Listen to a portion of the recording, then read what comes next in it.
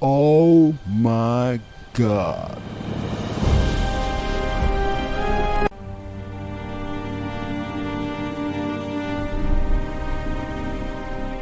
The desert sun beat down on Mary's face as she sat on her old horse, watching her land die. The year was 1887, and the whole world seemed to be burning. No rain had fallen for 3 long years. The grass that once covered her ranch was now just brown dust. The water wells were dry. The animals were gone. Everything she had worked for since she was a young girl was disappearing into the hot, empty sky. Mary was 42 years old, but her face looked older. The wind and sun had carved deep lines around her eyes. Her hands were rough and scarred from years of hard work. She wore a faded brown dress that had once been red and a hat that was coming apart at the edges. She had no jewelry, no pretty things, nothing that showed she had ever been rich or lucky.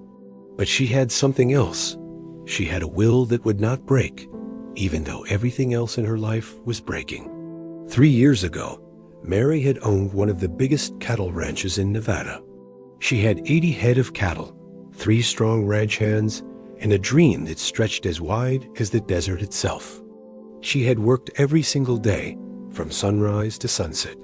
She had learned to rope cattle when she was just 7 years old. She had learned to ride before she could properly walk. The ranch was her life, her purpose, her reason for existing.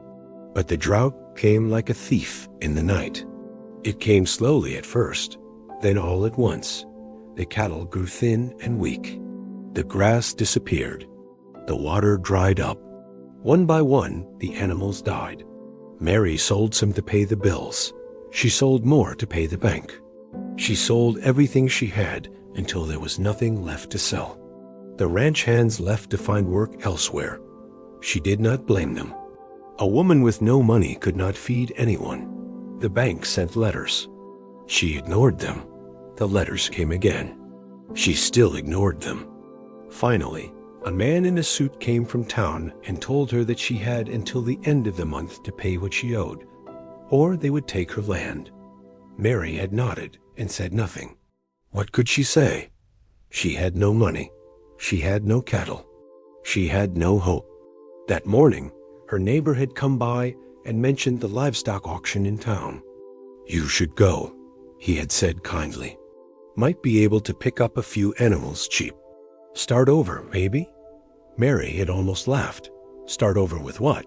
But she had $15 hidden in a jar under her bed. $15 would not save her ranch. $15 would not stop the bank. But maybe, just maybe, $15 could buy her one small piece of hope to hold on to. So she rode into town that day with the sun burning her shoulders and dust getting into everything. The auction was held in a big wooden barn with a metal roof that made it even hotter inside. There were maybe 30 people there, all men except for Mary and one old woman selling biscuits. The men talked loud and laughed loud. They smelled like whiskey and horses and sweat. None of them looked at Mary twice. The auctioneer was a fat man with a red face and a loud voice. He stood on a wooden platform and pointed at horses and cattle that were brought into the ring one by one.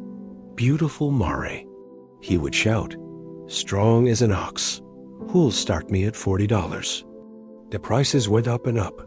$40, $50, $70, $100. Mary watched and felt her $15 getting smaller and smaller in her mind. Hours passed. The sun moved across the sky. More and more animals were sold. Mary's heart sank lower with each one. She had thought maybe she could buy something useful, something to help her rebuild. But everything was too expensive. The prices were for rich men, not for women like her. Then, near the end of the day, when the heat was worst and everyone was tired and bored, a young man let out a colt.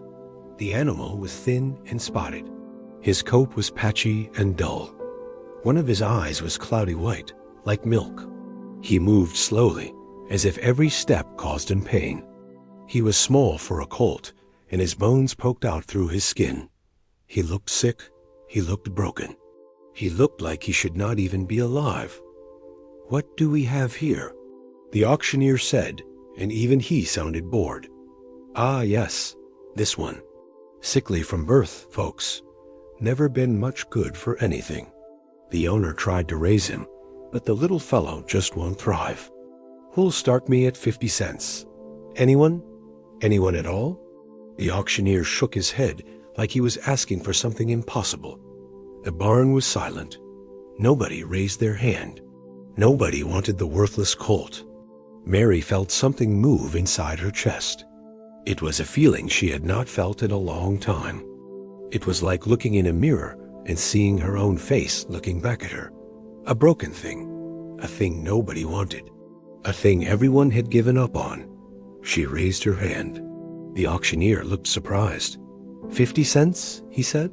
Going once? Going twice.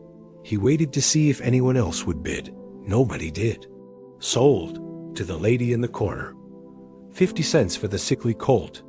Mary walked to where the colt stood. Up close, he was even worse than he looked from far away. She could see every rib. She could see the trembling in his thin legs. She could see the fear in his one good eye. She reached out slowly and touched his neck. His skin was warm, and his heart was beating fast like a bird trapped in a cage. "It's okay," she whispered.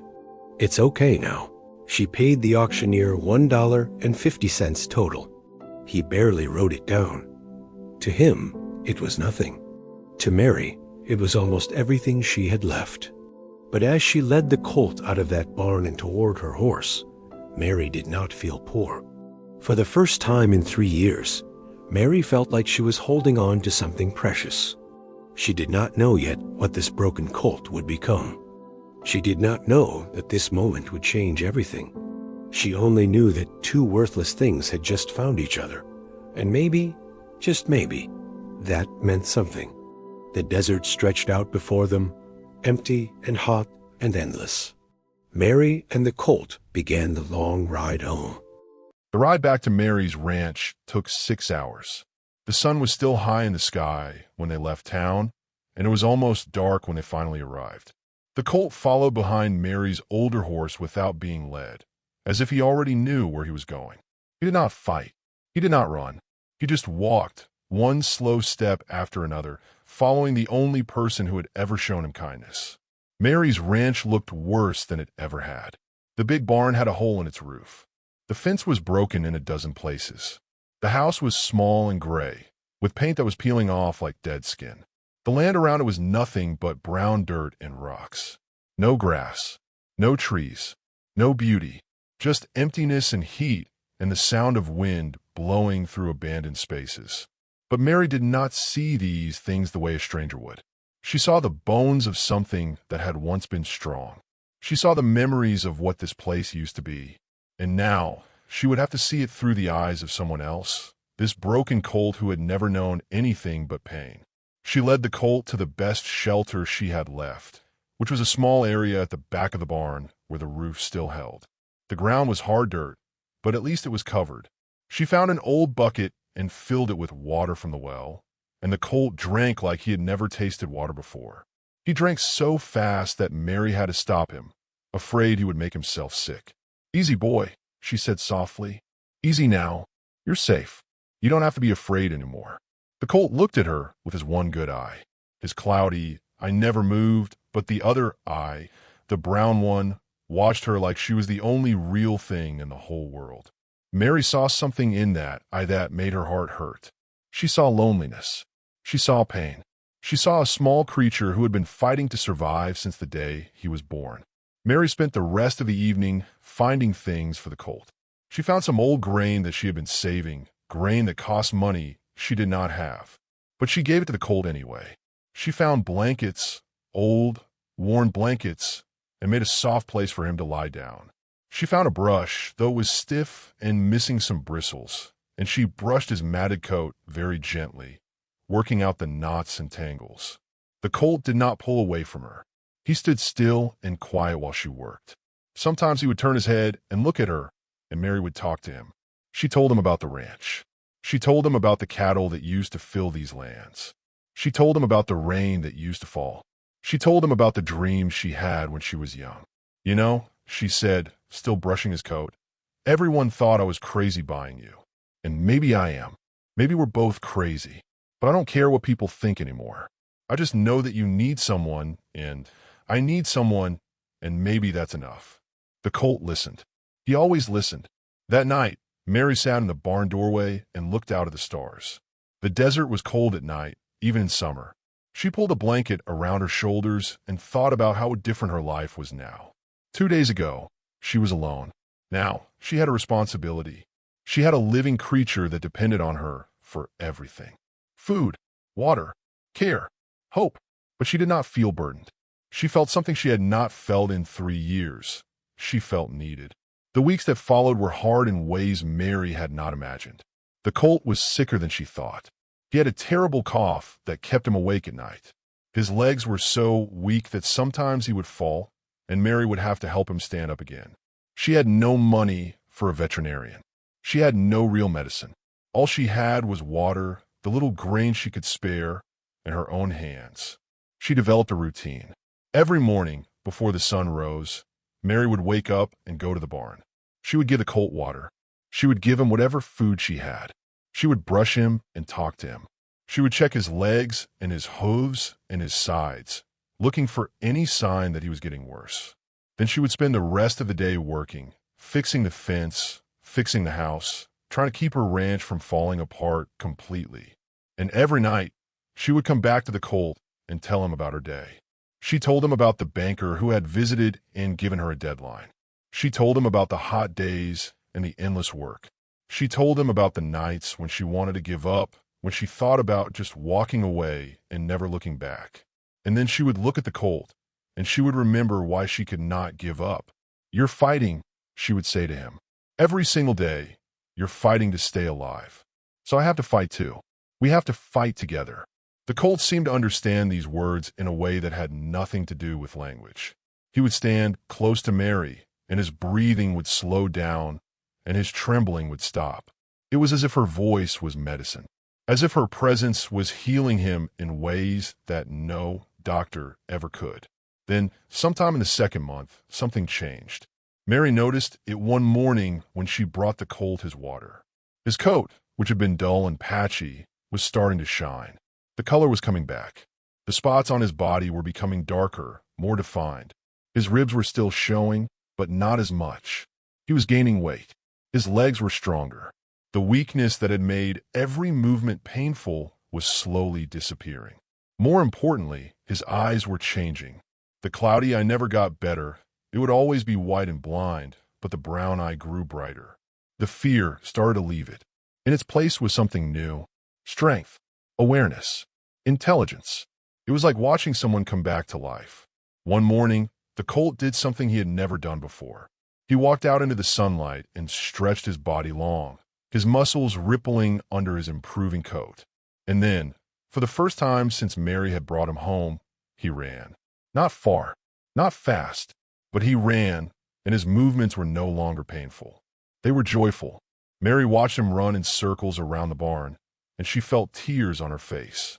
She did not know why she was crying. She was not sad. She was something else, something deeper than happiness. She was witnessing a miracle. She was watching something broken come back together. The Colt came back to her, sweating and breathing hard, and she touched his neck. His heart was strong now. His spirit was returning. "What should I call you?" she asked him. And as if the Colt understood, he whinnied, a loud, wild sound that echoed across the empty desert. Mary smiled and said the first word that came to her mind, "Storm. Your name is Storm." And somewhere in that name, both of them understood a promise, that they would face whatever came next together. 6 months had passed since Mary brought Storm home.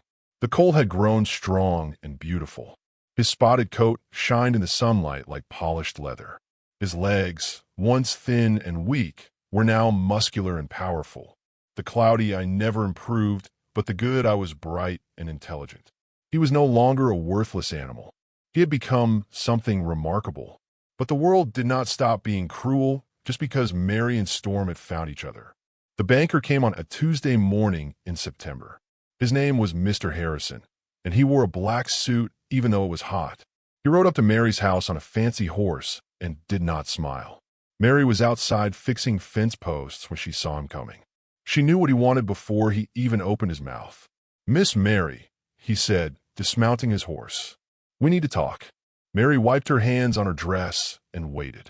She had known this day was coming. She had always known it.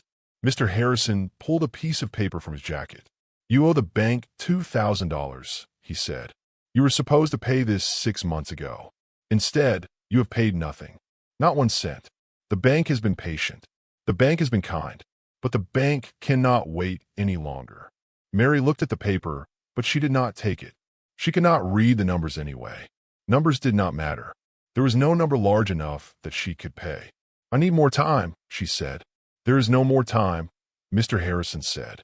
He was not unkind, but he was final. "You have 30 days. If you do not pay what you owe, we will take this land, the house, everything on it. That is the law, Miss Mary. I am sorry." He got back on his horse and rode away. Mary stood alone in the dust and felt something inside her break. That night, she sat in the barn next to Storm and told him everything. She told him about the debt. She told him about the 30 days. She told him about the fact that she had nothing, no money, no cattle, no way to save what was hers. "I don't know what to do," she whispered. "I have worked so hard, and it still is not enough." Storm pressed his head against her chest, and Mary held him like he was the only real thing in a world full of lies. The next day, her neighbor, Mr. Patterson, came by. He was an older man with kind eyes and a wife who was sick. He looked worried. "Mary," he said, "I need to ask you something. It is a strange question, but I have to ask. That Colt of yours, the one everyone said was worthless, would you sell him?" Mary's heart stopped. "Why?" she asked. "A rich man from Sacramento came through town," Mr. Patterson explained. "He is looking for horses for his breeding ranch. He heard about your colt. He said he would pay $300 for him. Maybe more. I know it is not much compared to what you need, but it is something." Mary felt the world tilt beneath her feet. $300. It was not enough to save the ranch, but it was something. It was a choice. She looked at Storm, and Storm looked back at her. His good eye was steady and calm, but Mary could feel what he was feeling. He was asking her, "What do you want to do?" "Tell him no," Mary said finally. "Tell him Storm is not for sale." Mr. Patterson looked confused. "But Mary, $300. "I do not care," Mary said, and she meant it. "Some things are not for sale. Some things are worth more than money." After Mr. Patterson left, Mary sat down and cried. She cried because she had turned down money she desperately needed. She cried because she was losing her ranch anyway. She cried because she had fallen in love with a horse, and love was the worst investment a poor woman could make. But as the sun set, something strange happened in the sky. The wind started to blow harder than Mary had ever felt it blow. The clouds came from nowhere, thick, dark, angry clouds that rolled across the desert like a living thing. Mary had seen storms before, but never like this. This storm looked like it had a hunger. She ran to the barn and made sure Storm was secure. She brought him extra blankets and extra water. She secured the barn door as best she could. Then she went to her house and waited. The storm came at midnight. The wind screamed like something dying. Rain fell so hard that it sounded like bullets hitting the roof. Lightning split the sky into pieces. Thunder shook the ground. The whole world seemed to be ending. Mary sat in her house and wondered if maybe this was the answer she had been looking for. Not survival, but an end to all the struggle. But at 3 a.m, she heard something worse than the wind. She heard the sound of water. A lot of water. Moving fast. Mary ran outside into the rain and saw the worst thing she could imagine. The creek that ran through her property and bordered her neighbor's land had become a river. A wild, raging, brown river that was growing wider every second. And on the other side of that river, trapped on a small hill, were Mr. Patterson's cattle. At least 30 head of them, standing close together, water rising around them. Mary knew what would happen if she did nothing. The cattle would drown. Mr. Patterson would lose everything. Worse than losing everything, He would lose it because of her. He had asked her for money. He had asked her for help. And she had said no. She ran back to the barn. Storm was standing calmly, as if he had been waiting for her. His one good eye was bright in the lightning flashes. His breathing was steady. Mary threw a saddle on his back with shaking hands. She did not know what she was doing. She did not know if it was possible.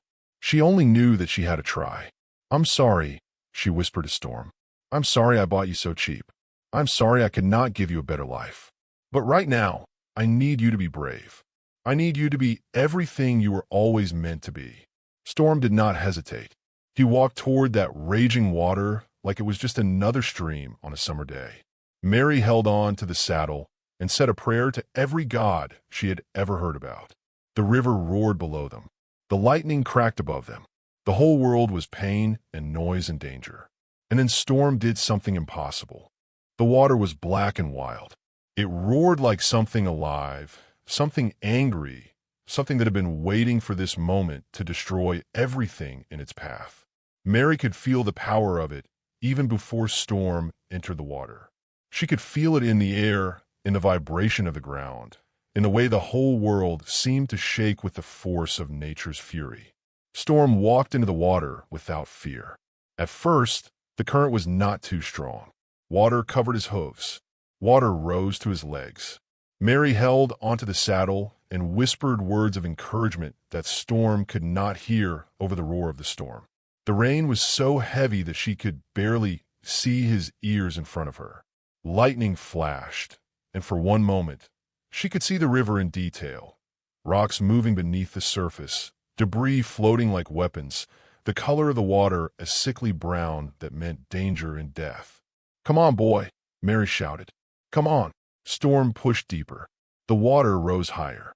It covered his body up to his chest now. Mary's legs were soaked. The cold of the water was shocking, like 1,000 knives cutting into her skin. Her breath came in gasps. She wanted to turn back. Every part of her brain screamed to turn back. This was madness. This was death. But Storm did not stop. What happened next was something that Mary would never be able to fully explain to anyone, no matter how hard she tried. It was something that Mr. Patterson would see with his own eyes, but would struggle to describe for the rest of his life. It was something that defied everything that Mary knew about horses and about the world. Storm's movements changed. His gait became different. It was as if he could sense things beneath the water that no other horse could sense. His hooves found rocks that should not have been there. His legs moved in a way that seemed to dance with the current instead of fighting against it. It was like he was reading the river's anger and responding to it with a language that only he understood.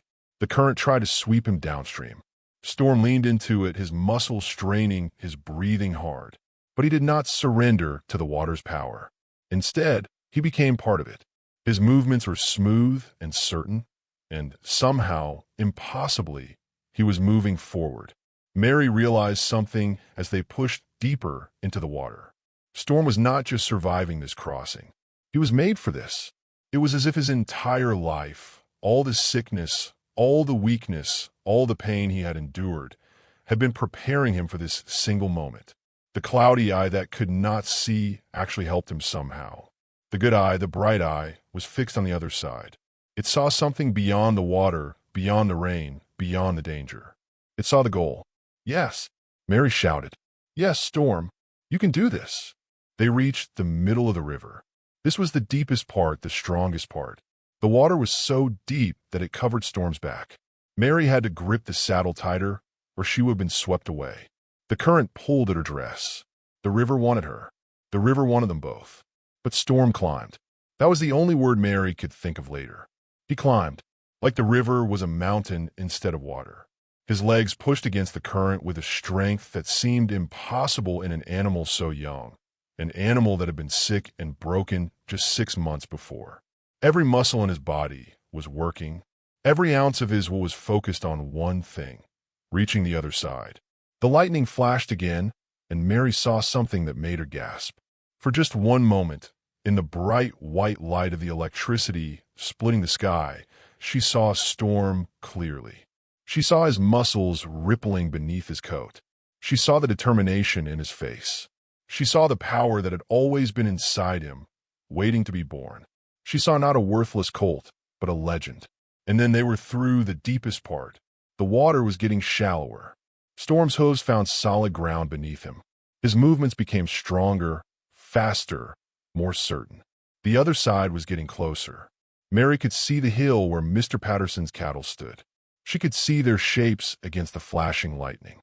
With one final surge of strength, Storm pulled himself and Mary out of the water and onto the muddy bank. They climbed out of the river like two creatures being born from the darkness. They stood on solid ground, soaking wet, both of them shaking, both of them alive. Mary did not have time to celebrate. She looked at the cattle and knew what she had to do. The animals were panicked. They were moving in circles, getting closer to the water's edge. If they went in, they would die. The water was too strong for them. They needed someone to herd them, to move them, to save them.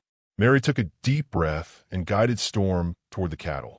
What happened next was something that made Mr. Patterson, watching from his distant house where he had been hoping and praying, understand that he was witnessing something sacred, something that he would remember for the rest of his life. Storm moved among the cattle like he had been herding them his whole life. He moved left and right. He pushed them away from the water. He guided them toward higher ground. His movements were perfect. His purpose was clear. Even the cattle seemed to understand that this horse was saving them. They followed him. They moved where he directed them. His good eye watched them. His body moved with precision. One by one, the cattle climbed the small hill. One by one, they moved to safety. The water rose and rose, but it could not reach them anymore. They were saved. When it was done, when the last cow was safe, Storm came back to Mary and stood still. His sides were heaving. His coat was dark with water and mud, but his eyes were bright. His spirit was unbroken. Mary slid off his back and wrapped her arms around his neck. She did not care that she was soaking wet. She did not care about the rain or the lightning or the cold. She was holding a miracle. She was holding a hero. "Thank you," she whispered. "Thank you for being brave. Thank you for being strong. Thank you for being you."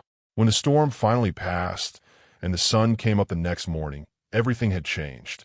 The water had gone down. The rain had stopped. The world looked clean and new. And the whole town would soon know what happened that night. They would know about the woman and the worthless colt who had saved 30 cattle in a raging river. They would know that sometimes the things that seem most broken are actually the strongest. They would know that legends are not born. They are revealed. The sun rose over the desert on that September morning like it was greeting the world for the first time. The water had gone down. The mud was already drying in the heat. But something had changed in that small corner of Nevada that would never change back. Mr. Patterson came to Mary's ranch as soon as the ground was dry enough to ride on. He brought his wife, though she was weak and pale from her sickness. He brought neighbors. He brought the town doctor. They all wanted to see the horse and the woman who had done the impossible thing. When they saw Storm standing in the sunlight, calm and strong, something shifted in their faces. The doctor walked around the colt slowly, checking his legs, his heart, his eyes. He shook his head like he was seeing something that should not exist. "This horse," the doctor said slowly, "is not just healthy. This horse is exceptional. I have never seen a horse with this kind of strength, this kind of muscle development. And the way he moves." The doctor trailed off, unable to find words big enough. Words spread through the town like wildfire. The woman with the worthless colt. The animal that everyone said was sick and useless. The miracle that saved 30 cattle in a raging river. The story grew bigger and bigger as it traveled. Some people said Storm had walked on water. Some people said he had pulled all the cattle out himself. Some people said he was not a real horse at all, but a spirit sent to test the goodness of Mary's heart. Mary did not tell them what really happened. She just smiled and said, "Storm did what needed to be done." 3 days after the river crossing, Mr. Patterson came to Mary with a proposal. He was a wealthy man, and his cattle were saved because of Storm. He wanted to give Mary money, $500 as a reward. Mary's eyes went wide. $500 was more than she had ever seen in her life. "I cannot take this," she said. "You must," Mr. Patterson said firmly. "You saved my life's work. You saved my cattle. My wife is sick, and I was losing hope. But you gave me hope.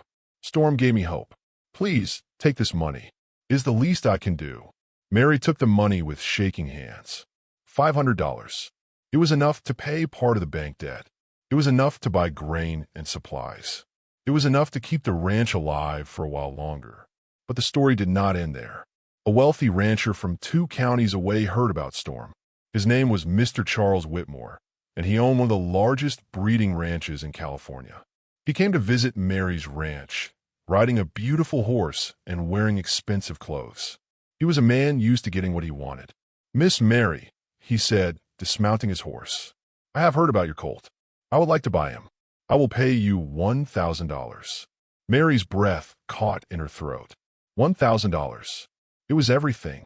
It was salvation. It was her ranch saved. It was her life given back to her. She looked at Storm, who was standing in the barn doorway, watching her with his bright brown eye. "No," Mary said. Mr. Whitmore's face showed surprise. He was not used to being told no. $1,500, he said. Final offer. Mary thought about this. She thought about what $1,500 could mean. She thought about her ranch. She thought about her future. She thought about everything she had suffered and everything she had lost. And then she thought about the river. She thought about Storm's strength. She thought about the moment when they came out of that water, both of them shaking, both of them alive. She thought about how it felt to hold a miracle in her arms. "Storm is not for sale," Mary said quietly. "No amount of money will change that." Mr. Whitmore left angry, but his anger did not matter. Because word of Mary's choice spread through the West even faster than the story of the miracle. A woman so poor that she was losing her ranch, and she turned down $1,500 for a horse. People began to understand that this was not just a story about a horse saving cattle. This was a story about loyalty. This was a story about something deeper than money, something more valuable than gold or land or anything that could be bought and sold. The bank manager, hearing the whole story, came to visit Mary himself. He was a different man than the banker who had threatened her. He was a man who had heard about the river. He was a man who understood that sometimes the strongest investments are not about money. "Miss Mary," he said, "the bank would like to offer you a new arrangement. You can pay us in smaller amounts over many years instead of all at once. We believe in you. We believe in what you are building here." Mary paid the bank manager with money from Mr. Patterson's reward. She used the rest to fix her ranch. The fence was repaired. The barn was rebuilt. New cattle arrived. New grass grew. Within a year, Mary's ranch was alive again. But the real magic was Storm. Breeders came from all over to look at him. Horse trainers came to study how he moved. People came just to see the legendary colt with a cloudy eye and the impossible strength. Mary refused every offer to sell him or breed him. Storm was not a business opportunity. Storm was her partner. Storm was her proof that broken things could become beautiful. As the years passed, Storm and Mary grew old together. The colt became a stallion, and then a mature horse, and then an old horse with gray in his coat and wisdom in his eye. Mary's hair turned white. Her hands became more wrinkled, but they remained together, never separated, always side by side. On quiet evenings, Mary would sit in the barn doorway and watch Storm graze in the starlight. She would think about that day at the auction when she had nothing but $15 and a broken heart. She would think about the worthless colt that nobody wanted. She would think about the river that tried to destroy everything and the miracle that saved it all. "You know," she would say to Storm, "I thought I was saving you. But really, you were saving me all along." Storm would turn his head and look at her with that bright eye. And in that look was everything, all the love, all the loyalty, all the understanding that passed between them. It was a language that had nothing to do with words. It was pure connection between two broken souls who had found wholeness in each other.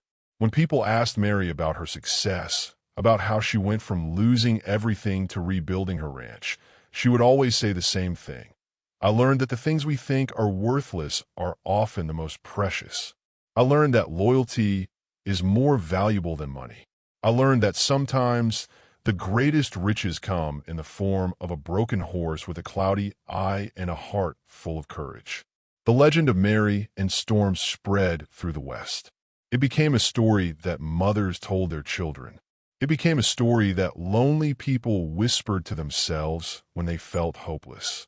It became proof that sometimes, when two broken things find each other, they can create something beautiful enough to change the world. And long after Mary and Storm had passed from this earth, long after they were both dust and memory, people still told their story. They told it in saloons and ranches. They told it in towns and cities. They told it because it was true, and because truth, when it is as beautiful and powerful as this, never really dies. It lives on, in the hearts of people who need to believe that broken things can heal, that worthless things can become precious, that loyalty is the greatest magic of all. This is the story of Mary and Storm. This is the story of two worthless things who became legendary. And it is a story that will never be forgotten. The end.